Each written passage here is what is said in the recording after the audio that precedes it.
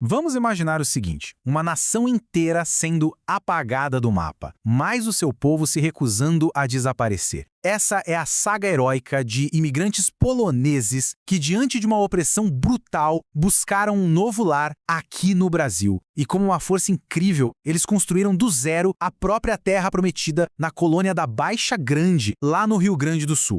Para entender essa história, a gente precisa voltar para o final do século XIX. Naquela época, a Polônia, como país independente, simplesmente não existia no mapa. O território dela estava dividido, ocupado pelos impérios russo, alemão e austro-húngaro. Mas para o povo polonês, esse era um tempo de resistência silenciosa, sabe? Uma luta diária para manter viva a chama da sua identidade sob o domínio estrangeiro.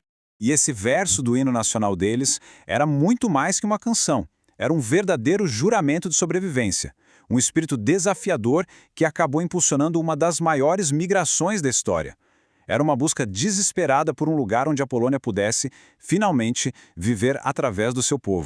Olha, nos territórios que estavam sob ocupação russa, a situação era especialmente brutal. A opressão era tão sistemática, tão cruel, que ganhou até o nome, o chicote russo.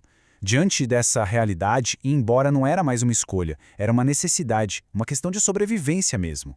A decisão de partir foi motivada pela falta de 3 pilares fundamentais: terra, pão e liberdade. Pensa bem, sem terra para cultivar, a fome era uma ameaça constante. A cultura e o idioma polonês eram sufocados. A fé católica era perseguida pela Igreja Ortodoxa Russa. E para os jovens, o futuro era assustador. 25 anos de serviço militar obrigatório. Era uma vida sem a menor esperança. Mas aí, do outro lado do mundo, um sussurro de esperança atravessou o oceano. Uma terra distante, exótica, chamada Brasil, começou a tomar forma na cabeça das pessoas, acendendo o que ficou conhecido como a febre brasileira. O Brasil precisava de mão de obra para colonizar o sul do país, então agentes brasileiros começaram a espalhar histórias fantásticas pelas aldeias polonesas. As promessas eram tão sedutoras que criaram uma verdadeira febre brasileira, um desejo contagiante, quase racional, de largar tudo para trás em busca desse novo paraíso. As promessas eram quase inacreditáveis. Falavam de uma terra onde diamantes brotavam do chão, de árvores tão gigantescas que uma carroça podia manobrar em cima do toco. Para um povo faminto e sem terra, essas imagens de fartura eram irresistíveis. Muitos venderam absolutamente tudo o que tinham, apostando a vida inteira nesse sonho. Só que aquele sonho dourado rapidamente se transformou num duro despertar. A chegada ao Brasil, principalmente na região da Baixa Grande, foi um choque de realidade brutal.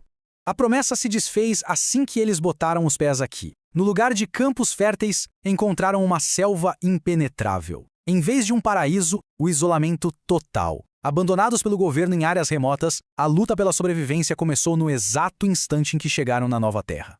Até a primeira refeição foi um baque.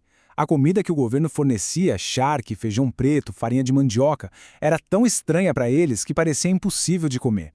Esse foi só o primeiro de muitos desafios que testariam seus limites.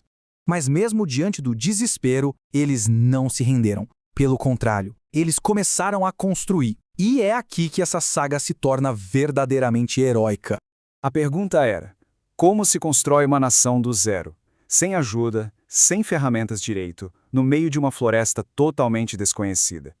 A resposta estava nos únicos pilares que ainda restavam: uma fé inabalável e um forte senso de comunidade. O processo de construir a comunidade seguiu uma ordem quase sagrada. Antes mesmo de levantarem as próprias casas, eles ergueram uma cruz, depois uma capela. A fé era a argamassa que unia todo mundo, o centro da vida social e espiritual. E era dessa união que nascia a força para alguém se tornar um colono forte. E o que significava ser um colono forte? Olha, não era só sobre trabalhar duro.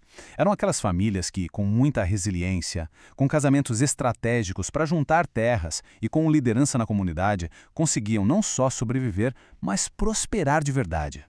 Eles se tornaram os verdadeiros pilares daquela nova Polônia. Esse pequeno detalhe aqui é muito revelador. Ele mostra como a fé não era algo só para ir na capela aos domingos. Estava entrelaçada em cada ato do dia a dia, no gesto mais básico de se alimentar. O sagrado e o profano eram uma coisa só na luta pela vida. A luta foi gigantesca, mas o resultado? O resultado foi um triunfo do espírito humano. Eles transformaram aquela mata selvagem em uma próspera pequena nova Polônia. E este é o resultado de toda aquela luta, o legado vivo. Os rostos da nova geração, nascida no Brasil, são testemunho do sacrifício e da coragem dos pais e avós. A prova de que a cultura e o povo polonês não apenas sobreviveram, mas floresceram em uma nova terra. E é aqui que está a grande lição dessa jornada. A Terra Prometida não foi um presente, foi uma conquista. Forjada com suor, com fé e com uma determinação que não se abala. Eles não foram vítimas do destino, eles foram os arquitetos do próprio mundo. Essa jornada de superação atravessou décadas, da chegada desesperada nos anos 1890 até a consolidação da comunidade. Eles resistiram até as políticas de nacionalização forçada durante o Estado Novo de Getúlio Vargas.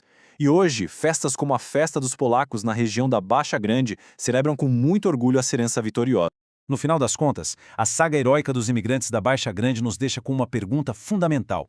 O que é uma terra prometida? É um lugar que a gente encontra no mapa ou é a força que temos dentro de nós para construí-la? A história deles nos mostra que a verdadeira promessa não é encontrada, ela é construída.